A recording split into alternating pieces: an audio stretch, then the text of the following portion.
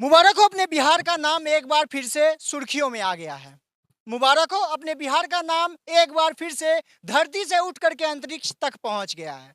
जी हाँ, मैं उसी घटना की बात कर रहा हूं जहां पर रक्सौल में एक आर्मी के जवान को दौड़ा दौड़ा करके बीच सड़कों पर पुलिस कर्मियों के द्वारा पीटा जाता है और उसके बाद उसी को गिरफ्तार भी कर लिया जाता है। नमस्कार, मेरा नाम अंकित है और आप पब्लिक प्रोल पॉइंट देख रहे हैं। इंडियन आर्मी जो कि हमारे भारत का गौरव माना जाता है।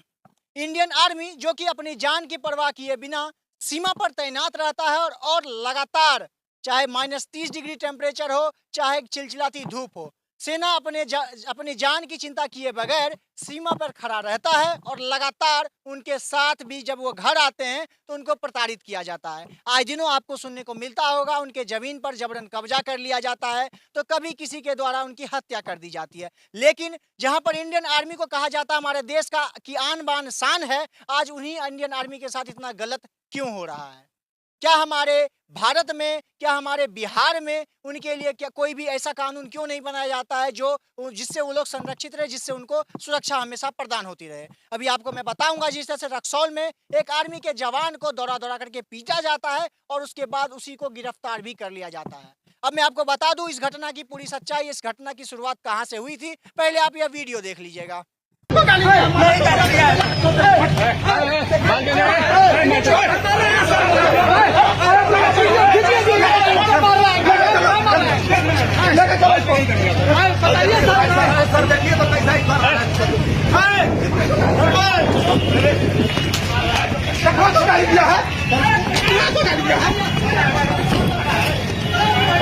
भैया वीडियो बनेगा सर। आप आम जनता को दौड़ा के नहीं मार सकते, किसी भी आम जनता को दौड़ा के नहीं मार सकते।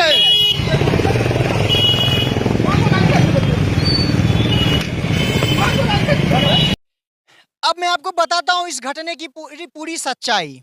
आर्मी का जवान अपनी पत्नी को, बहन को लेकर के परीक्षा दिलवाने के लिए ले जा रहा होता है। उसके बाद रास्ते में भीड़ भड़ा के इलाके के पास जाकर के किसी इंसान से उसके गाड़ी की टक्कर हो जाती है। हालांकि उस टक्कर से किसी भी इंसान को या किसी भी व्यक्ति को ज्यादा चोट नहीं आती है, किसी का कोई नुकसान नहीं होता है। उसके बावजूद पुलिसकर्मी उस आर्मी के जवान को जबरन पकड़ करके उसको बुरा भला सुनाने लगते हैं। उसके बाद उस आर्मी के जवान को गुस्सा आ जाता है और गुस्से में वो आर्मी का जवान गाली दे देता है। बस यहीं से पुलिसकर्मी की अब मनमानी शुरू हो जाती है। पुलिसकर्मी को ईगो हर्ट हो जाता है और उसके बाद उस आर्मी के जवान को पकड़ करके वहीं पर पीटना शुरू कर देते हैं। और वहीं पर पीटना शुरू नहीं कर देते हैं, उनको दौड़ा दौड़ा करके पूरा पकड़ के घसीटते हुए अब पूरे रोड पर दौड़ाते दौड़ाते पीटते हैं और उसके बाद उसको गिरफ्तार कर लिया जाता है, उसको जेल में बंद कर दिया जाता है। उसके बाद वीडियो सोशल मीडिया पर वायरल होती है। यहीं से नेताओं का भी जमावड़ा शुरू होता है, इस पर राजनीति भी शुरू कर दी जाती है।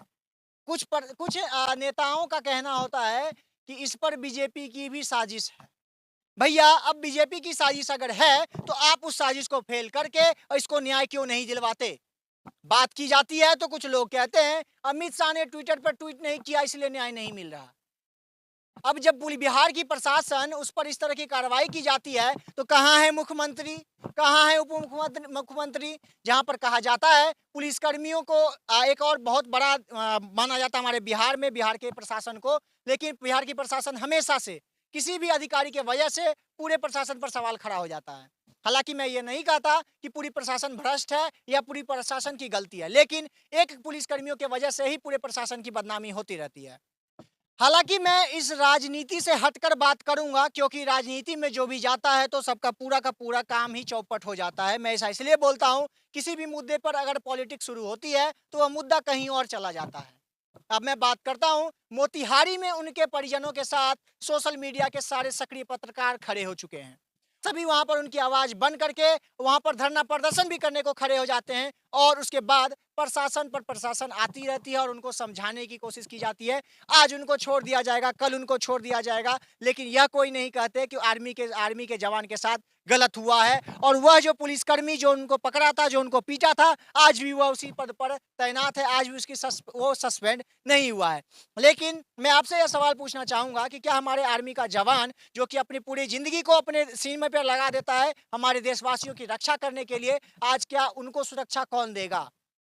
और जब बात होती है उनके खिलाफ, जब उनसे बात की जाती है पुलिस प्रशासन से, तो सारे पुलिस प्रशासन चुप हो जाते हैं, क्योंकि ईगो की बात आ गई है। अब आर्मी वर्सेस पुलिस की कहानी शुरू कर दी गई है। लेकिन मैं आप लोगों से भी कहूंगा कि इस घटना को एक घटने के नजर से देखें, इसको आर्मी वर्सेस पुलिस या भी कोई भी आप पॉलिटिकल पार्टी के दबाव में इस बात को ना भटकाएं। जो न्यायपालिका आदेश देगी, जो न्यायपालिका न्याय करेगी, उस पर पूरी तरह से सब लोग को सहमति देनी होगी। लेकिन बात करें रहेगी जब इंडियन आर्मी की, तो इंडियन आर्मी हमेशा से हमारे लिए सबसे ऊपर रहे हैं और इंडियन आर्मी के सपोर्ट में हर कोई खड़ा रहा है और आगे भी आने वाले समय में सब कोई खड़ा रहेगा। लेकिन अभी जिस तरह से ऑडियो वायरल हो रहा है, इंडियन आर्मी के जो भी जवान हैं आपस में बातचीत कर रहे हैं और वो लोग खुद से बोल रहे हैं कि हमारे बिहार की प्रशासन पर सवाल खड़ा हो रहा है और हमेशा से होता आ रहा है। क्या बिहार की प्रशासन कब इस भ्रष्टाचार वाले नाम से कब हटेगी और कब तक इसी तरह का आरोप उन पर लगता रहेगा? क्या इंडियन आर्मी ने आप उन पर तमाचा चला दिया था?